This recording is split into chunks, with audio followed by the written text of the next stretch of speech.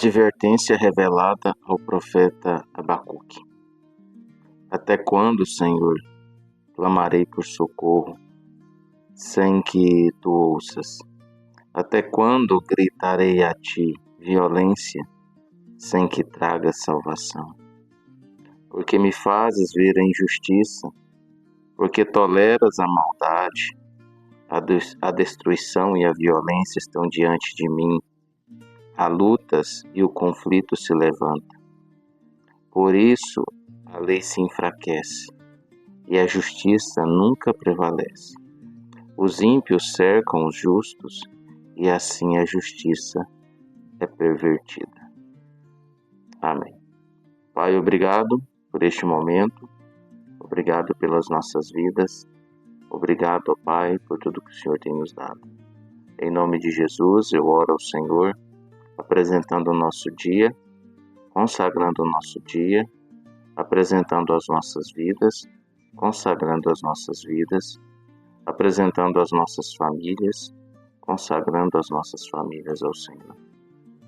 E pedindo ao Senhor que o Senhor conduza as nossas vidas, conduza o nosso dia, conduza a nossa família e os nossos familiares. Entrego nas tuas mãos este momento. Peço ao Senhor que esta mensagem venha trazer modificação na vida dos teus filhos. No nome santo de Jesus Cristo. Amém. Meus amados irmãos, muito bom dia, graça e paz para todos vocês. Espero que você tenha um dia abençoado. Espero também que você tenha tido uma noite de descanso. Nós estaremos hoje meditando no profeta Abacuque, que é o livro a seguir a Naum. Nós vamos fazer assim, capítulo por capítulo. Se for da vontade de Deus, teremos um dia aí que fizemos devocional de todos os capítulos da Bíblia. E aqui, Abacuque, que é uma pessoa assim, bem desconhecida, que o texto não fala de qual cidade que ele é, o texto não tem informações nenhuma dele. Provavelmente Abacuque era um profeta bem conhecido, porque ele não precisa se descrever aqui nada, as pessoas provavelmente já o conheciam. Por mais que a profecia dele é de 3 capítulos, ele deve ter tido uma influência na época que ele viveu. Pelo contexto de todo o livro, que eu tive lendo mais cedo um pouco, ele viveu provavelmente no período do rei Josias, que era neto de Manassés, né? E Josias fez muitas reformas no país, principalmente reformas religiosas, tirou muita idolatria que tinha sido implantada por Manassés e pelo o filho de Manassés. E aí estava indo tudo bem, mas Josias entra numa batalha que não tinha nem necessidade dele batalhar, e ele morre nessa batalha. E assume seu filho Joaquim, que volta a fazer tudo de errado novamente. E aí, neste contexto de injustiça social, neste contexto de idolatria, neste contexto de perversidão, é que Abacuque está profetizando. E o profetizar de Abacuque aqui é mais um diálogo com Deus, no qual ele questiona Deus pela circunstância, como nós lemos agora. Ele questiona Deus pela injustiça, pelo poder dos ímpios, pela maldade, pela violência, e Deus dá uma resposta. Então isso vai acontecer por 2 a 3 vezes no texto, muito parecido com o que acontece com Jó. Mas qual que era o contexto da situação? A situação global, vamos dizer assim, global da região lá, porque aquela região era como se fosse o mundo todo, né? Não tinha muito conhecimento além daquela região ali.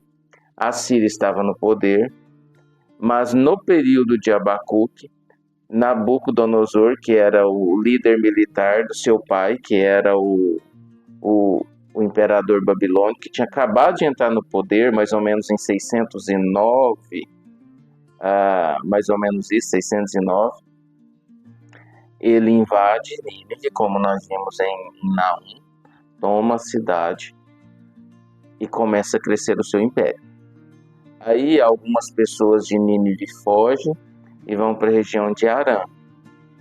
Aí eles fazem mais uma investida, toma a cidade de Arã. Todas essas 3 cidades que eu vou falar eram metrópoles. Toma a cidade de Arã e aumenta o seu império. Alguns que conseguem fugir de lá vão para Carquemes, que era outra cidade da região também, do Oriente Médio. E eles vão e tomam Carquemes também. E aí depois que eles tomam Carquemes, por volta de 606, se eu não me engano, mais ou menos uma coisa assim, eles começam uma investida militar para a região de Judá. E aí, nesse período, Abacuque está aqui, falando. Abacuque era contemporâneo de Daniel. Daniel provavelmente era um jovem quando Abacuque já profetizava. Contemporâneo de Ezequiel também. Esses 2 é certo que ele era contemporâneo deles. Então é nessa situação. E nós vemos aqui um profeta dizendo que ele estava cansado de ver a violência, que ele estava cansado de ver a injustiça, ele estava cansado de ver os ímpios, as pessoas que faziam mal, se dando bem. Ele estava cansado disso. E ele está questionando o Senhor, igual Jó questionou, né? Bom, o Senhor não vai fazer nada? O Senhor vai deixar as coisas acontecerem dessa forma? Mais ou menos isso que ele está falando. E agora eu quero ler para os irmãos a resposta de Deus. Nós vamos recorrer à Bíblia novamente. Nós lemos do verso 1 ao 4, né? Agora nós vamos, que era a queixa do profeta, agora nós vamos ler a resposta do Senhor a essa queixa, que está do verso 5 ao 11 do capítulo 1. Olhem entre as nações e contemplem-nas. Fiquem atônitos e pasmem, pois nos dias de vocês farei algo em que não creriam que lhes fosse contado. Estou trazendo os babilônios, nação cruel e impetuosa, que marcha com toda a extensão da terra para apoderar-se das moradias que não lhe pertencem. É uma nação apavorante e temível, que cria a sua própria justiça e promove a sua própria honra. Os seus cavalos são mais velozes do que os leopardos, mais ferozes que os lobos do crepúsculo, e a sua cavalaria vem de longe. Os seus cavalos vêm a galope, voam como águia que mergulha para devorar. Todos eles vêm prontos para a violência, e os seus bandos avançam como o vento do deserto e fazem tantos prisioneiros como a areia da praia. Menosprezam os reis e zombam dos governantes. Riem de todas as cidades fortificadas, pois constroem rampas de terra e por elas se conquistam. Depois passam com o vento e prosseguem. Homens carregados de culpa que têm por Deus a sua própria força. Então Deus dá uma resposta para Abacuque. A resposta é a seguinte: eu vou resolver esse problema. Eu vou trazer uma nação, vou trazer os babilônicos. Esses babilônicos vão conquistar. Esses babilônicos vão fazer a sua própria justiça.